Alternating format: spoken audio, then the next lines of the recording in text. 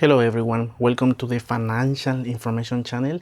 In this video, I'm going to explain the difference between fundamental analysis and technical analysis, so you can get an idea which one is more convenient for you when you start investing. So let's start with the video.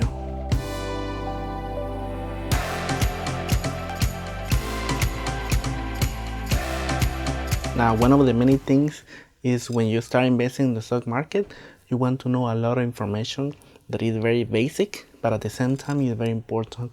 So I have created a playlist which is Stock Market 101, which is going to give you more information about the basic terms for the stock market. I'm going to put the playlist at the end of the video so you can check additional videos if you want more information about the stock market. Now, fundamental analysis is more logical. It takes a look at the business of the company and the products or programs that the company sells, and you get an idea based on the revenue and the company balance sheet if it's worth investing. But remember, there are different metrics that you need to take into account when you use fundamental analysis. And the first metric is the revenue. The revenue is one of the most important aspects in the fundamental analysis because you get an idea if the company is continuing growing or if the company is slowing down on their sales or in whatever products they produce. And keep in mind that sometimes a company might report bad sales or slowing down in the products they produce. However, if for some reason you look at the whole year and they're actually doing an amazing job, except for one quarter, that doesn't mean that the revenue is slowing down. Everything depends on the economy at that time, and sometimes the company might have a bad quarter. Now, while revenue is really important, the earnings per share is the bread and butter of a company. If the revenue is growing up, but at the same time they have done a horrible job on poor management or excessive, expenses, then the earnings per share is gonna take a hit. And that is my opinion is the second metric that you need to take a look. First revenue and second is the EPS. It's just as important as revenue. And the other metric that you take into a factor is gonna be the PE, which is price to earning. Basically, the PE ratio is when you see a company with a low PE, it means that the company is a little bit undervalued, or at the same time, it might have a slow growth. When you see a company with a high PE, that means that the company has a huge growth. However, that's one of the disadvantages because at the same time, that company needs to keep up with the growth. And sometimes that's not possible for every single company. And another metric when you're looking into fundamental analysis is the sector fundamentals. And this is very important because when a market slows down, most of the companies that are consumer specific, like for example, like Procter & Gamble, they tend to do better because the items that those companies produce are essential to every person. Now, those are the four metrics that I take into account when I evaluate a company. First, the revenue, then the EPS, and then after that, the P ratio, and lastly is the sector fundamentals. Now, on the other hand, I'm going to give you the definition of technical analysis. Now, the technical analysis refers to the psychological aspects of that specific stock and how it has moved throughout their history. Now, most stocks have a pattern when they have either gone up or gone down. So that is basically what technical analysis does.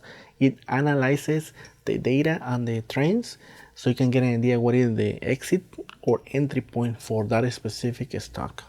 Now, technical analysis have different metrics. One of the first metric is a price trend. So the price trend is when the stock is moving either up or down, and that is very important because you need to pay attention if the stock is moving up or down, and at the same time for how long has the stock has been moving up. Many people have the fear of entering into a stock when it's going up because they might think that the stock is going to do a reverse and go down. And at the same time, when the stock is going down, many people assume that the stock is going to go down as well. So that's why they're not able to enter. Let me give you an example. Let's say that the stock is priced at $25 and the next day it tends to go up to 26. Then the following day after the 26 it goes down to 25. You will see a chart that is going like that, right? So when you see a price trend like that, you will be able to enter the range of 25 to 26 and at the same time you will be able to make some profits. And the second metric for technical analysis is volume. Now the volume means when the stock is going down and you see a huge spike in volume, that means that a lot of people are selling. However, when you see a decrease in volume, for example, let's say that the stock is going down and you see a decrease in volume, like really a small amount, that means that the stock might be able to do a reversal and go up. And the other metric for technical analysis is moving averages. Now, let me give an example. Let's say that the stock at day 1 is at $10 and at day 2 is going to go to $11 and at day 3 is going to go to $12 and at day 4 it goes back to $11 and at day 5 it goes back to $10 and at day 6 it goes back to $11. So what it means is the average that the stock is basically going to hit that price is going to be at the $11 price. Now of course the moving averages is not going to take into account only 7 days. It's going to take at least 50 days. And the 50-day moving average is a good way that you can get an idea what is the entry point. Now technicians like to buy when the price is going up and when there's a pullback. And the other metric is indicators. Indicators means when the stock has been oversold or overbought. And the most popular indicator is relative strength index. Most technicians use the relative strength index to either get into a position or get out of that company. One of the major critics in the technical analysis is that you're looking at the charts.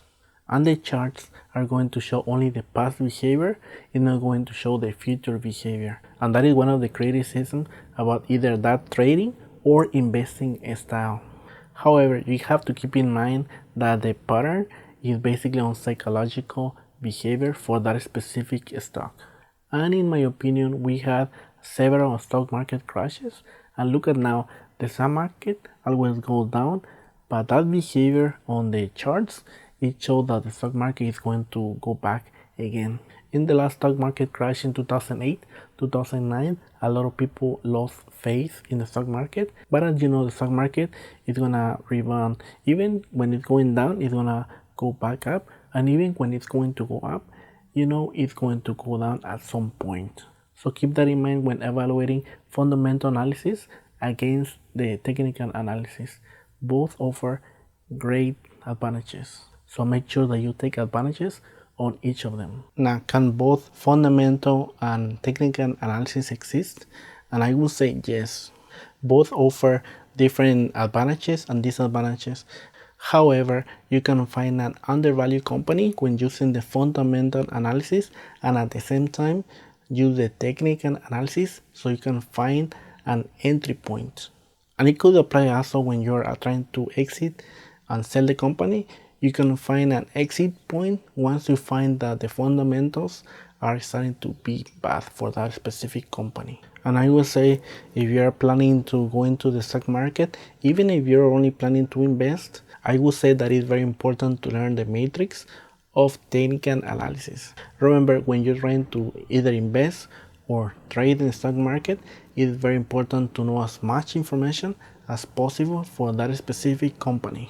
Personally, I use both. I use the technical analysis to get an idea how the company is moving, what would be my best entry point, and keep in mind that there's no perfect position that you might be able to enter the stock, but if you can get closer to that specific number that you find in the technical analysis, that would be ideal.